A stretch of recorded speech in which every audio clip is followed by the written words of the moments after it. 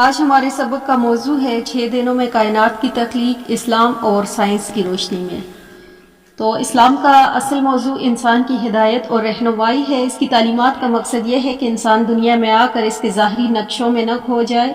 اور یہ نہ سمجھنے لگے کہ یہ تمام کارخانہ قدرت ویسے ہی پیدا ہو گیا اور خود بخود چلتا ہے، بلکہ اسلام نے آ کر انسان کو بتایا ہے کہ یہ کائنات نہ ہمیشہ سے ہے نہ ہمیشہ رہے گی، اس کا ایک آغاز اور انجام ہے۔ اس طرح انسان یا دوسرے نباتات و حیوانات ارتقائی منازل طے کر کے محض حادثہ یا اتفاق سے وجود میں نہیں آئے، بلکہ ایک ہستی واحد لا شریک ہے جس نے اس کائنات کو پیدا کیا، اور یہ کہ زندگی صرف مادے کے ذرات میں ظہور و ترتیب کبھی وجود میں نہیں آ سکتی، بلکہ ایک مدبر و حکیم ہستی رب العالمین کی ہے، جس مادے کے پیچھے غیر مرئی دست و قدرت کار فرما ہے، جس کی خلاقی کریٹو فورس سے زندگی اور اس کی لاکھوں اقسام وجود میں آئی ہیں۔ تو ارشاد باری تعالیٰ ہے کہ اللہ نے ہر چیز کو پیدا کیا اور وہی ہر چیز کا نگہبان اور کارساز ہے۔ اس طرح اس کی تقریباً 750 آیات میں آفاق و نفس سے مختلف اسالیب سے متعدد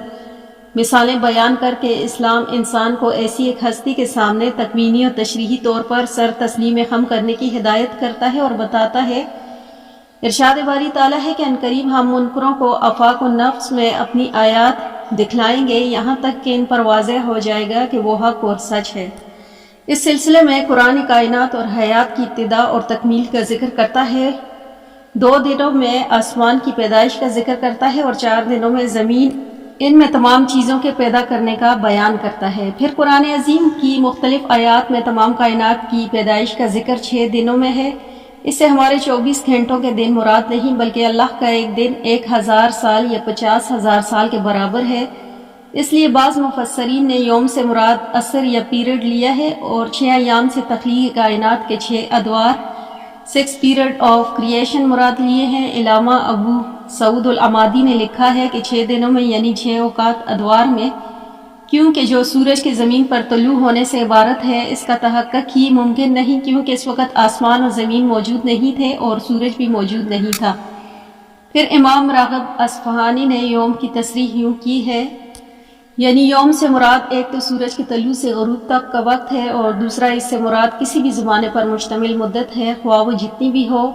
پھر علامہ علوسی رحمۃ اللہ علیہ نے سورۃ یونس کی آیت کے تحت لکھا کہ بعض یہاں یوم سے مراد معروف معنی میں دن نہیں ہو سکتا، کیونکہ وہ جیسا کہا جاتا ہے کہ زمین پر سورج کے طلوع ہونے سے عبارت ہے، اور وہ ممکن ہی نہیں، کیونکہ اس وقت نہ زمین تھی اور نہ آسمان۔ حضرت ابن عباس رحمۃ اللہ علیہ کا ایک قول بھی تفسیر روح المعانی والوں نے سورہ اعراف کے تفسیر میں نقل کیا ہے کہ ان ایام سے مراد ایام دنیا نہیں بلکہ ایام آخرت ہی کی مدت مراد ہے۔ ڈاکٹر موریس بقائی بھی ایام لانگ لینتھ آف ٹائم مراد لیتے ہیں، اور عبداللہ یوسف 1934 کی تفسیر کے حوالے سے بھی لکھتے ہیں کہ قرآن نے جہاں تخلیق کائنات کے حوالے سے 6 دنوں کا ذکر کیا ہے، وہاں مراد لمبی مدت یا لمبا زمانہ ہوتا ہے۔ Days mean in reality very long period اور ایجز اور ایونس۔ جدید سائنس میں فلکیات اور کاسمولوجی کا نقطہ نظر قرآن حکیم کی صداقتوں کے قریب قریب ہے، اگرچہ جدید سائنس نے ابھی تک واضح طور پر 6 ادوار میں تخلیق کائنات کا ذکر نہیں کیا، لیکن اس کی تحقیق کا حاصل یہی ہے کہ کافی لمبے عرصے اور وقت کے بعد مختلف ارتقائی ادوار سے گزر کر زمین و آسمان وجود میں آئے، اور کئی ایرس کے گزرنے کے بعد یہ کائنات حیات وجود میں آئے، لیکن ایک وقت بہرحال آنا ہے اور یہ جدید سائنس قرآنی صداقتوں کی تائید کرنے پر مجبور ہو جائے گی۔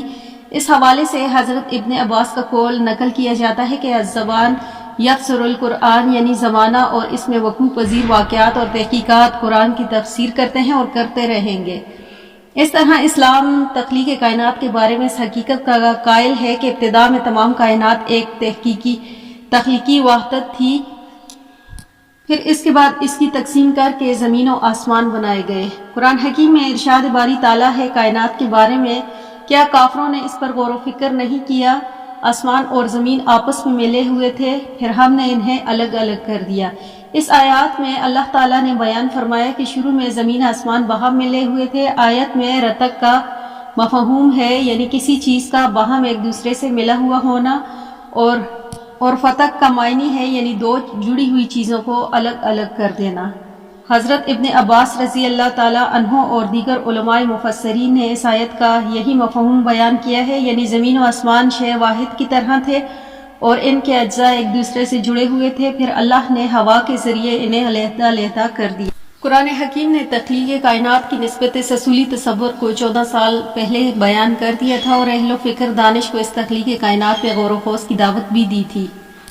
بمطابق یتفکرون فی خلق السماوات والارض، قرآن کی بیان کردہ اس حقیقت کی جدید فلکیات نے بھی بھرپور تائید کی اور ایڈون ہیبل نے پہلی بار 1953 میں سائنسی تحقیق پیش کی۔ کائنات غیر متغیر نہیں بلکہ مسلسل وسعت پذیر ہے۔ اس تحقیق نے نظریہ فتق کو جنم دیا۔ اسی طرح طبی تخلیقی پھر سماوی طبقات کے بننے کے وقت قرآن حکیم نے دخانی حالت کے پائے جانے کا ذکر کیا۔ ارشاد باری تعالیٰ ہے ثم استوى الى السماء وهي دخان، اور پھر اللہ کائنات کے بالائی طبقات کے بنانے کی طرف متوجہ ہوا اور دھواں تھا۔ جدید سائنس نے ابتدائی تخلیق گیشیس اسٹیٹ کے موجود ہونے کو تسلیم کیا ہے۔ پھر اس کے بعد ہے تخلیق کائنات۔ تو 19ویں اور 20ویں عیسوی کے تمام سائنسدانوں کا اس بات پر اتفاق ہے کہ حیات کا مبدا پانی ہے اور ہر جاندار کی بقا اور نشوونما کا انحصار پانی پر ہے۔ یہ بات قرآن حکیم نے 1400 سال پہلے بیان فرما دی تھی۔ ارشاد خالق کائنات ہے وَجَعَلْنَا مِنَ الْمَاءِ كُلَّ شَيْءٍ حَيٍّ أَفَلَا يُؤْمِنُونَ۔ مذکورہ والا تفصیل سے یہ بات واضح ہے کہ کائنات اور حیات کی ابتدا اور تخلیق کے بارے میں جدید سائنس اور اسلام کے نقطۂ نظر میں کمال درجہ کی ہم آہنگی ہے۔ اختلاف صرف اس وقت پیدا ہوتا ہے جب ماہرین سائنس اپنی حدود یعنی محسوسات اور مشاہدات اور تجربات سے ایک قدم آگے بڑھ کر غیر محسوسات کے دائرے میں قدم رکھنے کی کوشش کرتے ہیں اور اپنے لادینی مادہ پرستانہ نظریات و افکار کی وجہ سے اس فعل حقیقی اور خلق کائنات کا انکار کر بیٹھتے ہیں اور یہ کہہ دیتے ہیں کہ کائنات، حیات اور تمام جاندار از خود بغیر کسی خالق کے طبی قوانین کی وجہ سے وجود میں آئے۔ اس موقع پر اسلام آگے آتا ہے اور حق کو باطل سے جدا کرتا ہے۔ ارشاد باری تعالیٰ ہے کہ اچھی بات جہاں سے ملے لے لو اور بری بات کو چھوڑ دو۔ اس کے سنہری اصول کو سامنے رکھ کر مسلمانوں کو حکم دیتا ہے کہ سائنسی اکتشافات کا بنظر غائر مطالعہ کریں، اس کے صالح اجزاء سے لیں کیونکہ وہ مومن کی میراث ہے، اور غیر صالح اور غلط افکار اور نظریات کو نہ صرف رد کریں بلکہ ان کی دلائل کا ابطال بھی کریں۔ یہی مطلب ہے رب العالمین کے ارشاد کا،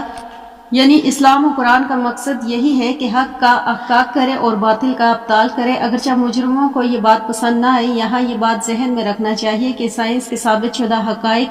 اور قرآن میں کبھی اختلاف ہو ہی نہیں سکتا۔ بقول ڈاکٹر موریس بکلائے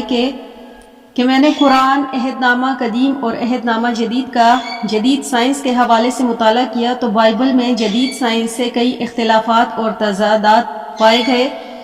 بوجہ تحریف، لیکن قرآن اور سائنس میں ایک بھی تضاد نہ پایا جا سکا۔ لیکن جہاں تک نظریات کا تعلق ہے تو وہ بدلنے والی چیز ہے۔ آج ایک نظریہ مقبول و مروج ہے تو کل دوسرا اس کی جگہ لے سکتا ہے۔ اس لیے قرآنی آیات کو کھینچ تان کر جدید نظریات یا عقلی تجرباتی طور پر ثابت نہ ہوں،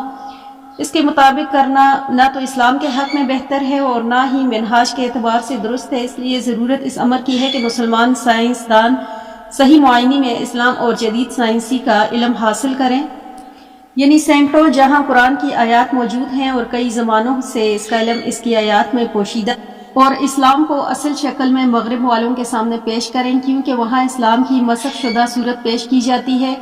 اور لوگوں کی حکمت و بصیرت کے ساتھ صراط مستقیم کی طرف بلائیں اور اسلام کی نشاط ثانیہ کے لیے مادی اور روحانی میں دونوں میدانوں میں آگے بڑھیں، کیونکہ اس وقت خلاف ارض دو حصوں میں بٹی ہوئی ہے۔ اس کا مادہ حصہ غیروں کے قبضے میں ہے اور اس کا روحانی حصہ اہل اسلام کے پاس ہے۔ جب تک یہ دونوں حصے یکجا نہیں ہو جاتے مسلمانوں کی نشاط ثانیہ ممکن ہی نہیں ہو سکتی، اور دنیا اپنے تہذیبی تمدنی ہلاکت خیزیوں کی مہم و غار سے کبھی